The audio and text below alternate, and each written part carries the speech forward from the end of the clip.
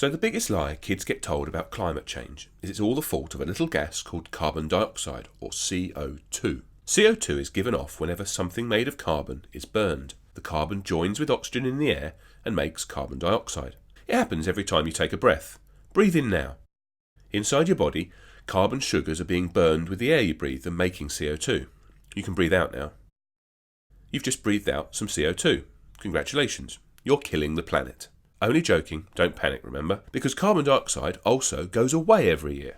It's breathed in by plants, it's buried in the ground, and it's sucked up by the oceans. So it's a cycle. It's actually called the carbon cycle, and we teach it to 11-year-olds. Carbon dioxide is created and given off all the time, and it's sucked in and stored all the time too. In and out, in and out. It's like the planet breathing. So first things first, this all happens naturally, a lot. It's been happening for billions of years. The air itself has around 750 billion tonnes of carbon in it at the moment. It goes up and down naturally depending on how hot the sun is and other things, but not because of humans. Each year, this 750 billion tonnes also moves around in a circle, as we've seen, being breathed in and being breathed out. As you can see here, some is taken in by the oceans and plants, and then plants and oceans give it back. But what's this?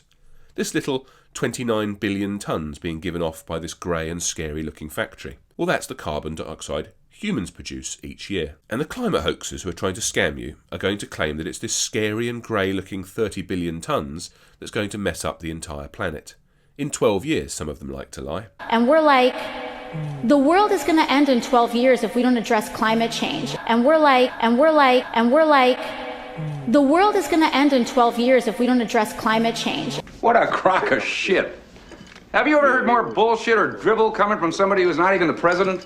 Are you convinced? Remember, don't be scared. It's all nonsense for a few reasons I'll go through now. Firstly, carbon dioxide doesn't have much effect on global warming. Some scientists, as many as 40% in some studies, but certainly thousands around the world, think carbon dioxide going up is actually caused by the Earth getting hotter and not the other way around. There is definitely a connection between the two, as we can see when we look at this graph of carbon dioxide and temperature going back millions of years. We got this information from ice cores, and it's used by lots of the scammers to show that temperature goes up when CO2 goes up. It certainly looks like that. See here, every time CO2 goes up, so does temperature, and when it comes down too. But there's a big problem with this graph: lag. You might know about lag if, like me, you're a gamer. Lag is when things fall behind a bit.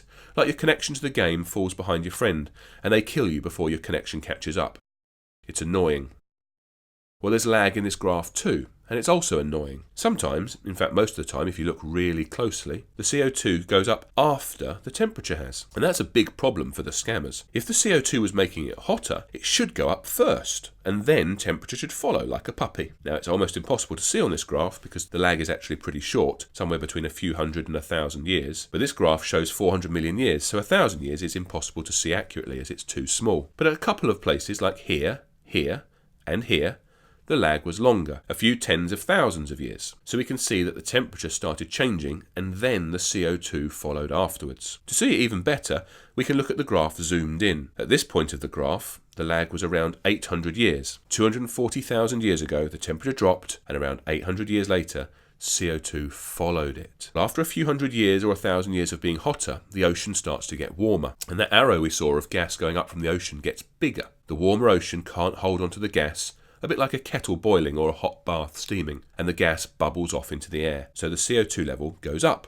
after it got hotter, but we'll keep it simple for now. CO2 lags behind temperature changes. It doesn't cause them. Another thing about CO2 lots of people don't know is there are some times when CO2 was high, like 2% of the air, about 50 times of the amount we have now. This one shows it clearer, but if you look at both lines, the purple line is carbon dioxide, and the blue line is temperature. At the right hand side of the graph here, both are quite a lot lower than they have been at times in the long ago past. Look at the Jurassic period when they made that old Jurassic Park movie. Look how high CO2 was back then. It was 5 times higher than it is now. And did the dinosaurs and millions of other animals die out? They sure did. About 180 million years later, when an asteroid hit the Earth. So much for high CO2 causing an extinction.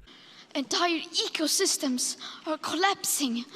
We are in the beginning of a mass extinction. No. Sorry, Greta. Look also at 65 million years ago.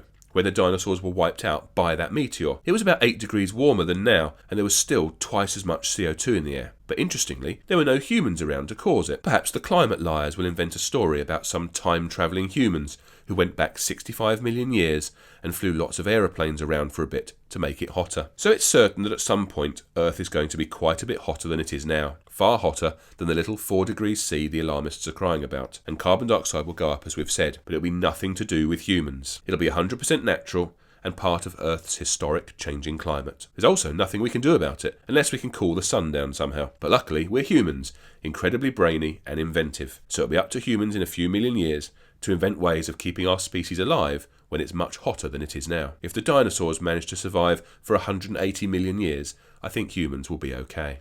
So the take-home message of this episode is simple. CO2 is an effect, not a cause. It gets hotter or colder, mostly due to the sun and other factors I'll explain next, and then the carbon dioxide goes down after it. So if it does get warmer due to the sun and solar forcings, we're going to see a slow increase of CO2 on Earth. But as we'll see in another video, that's actually going to be rather a good thing and nothing to be worried about at all.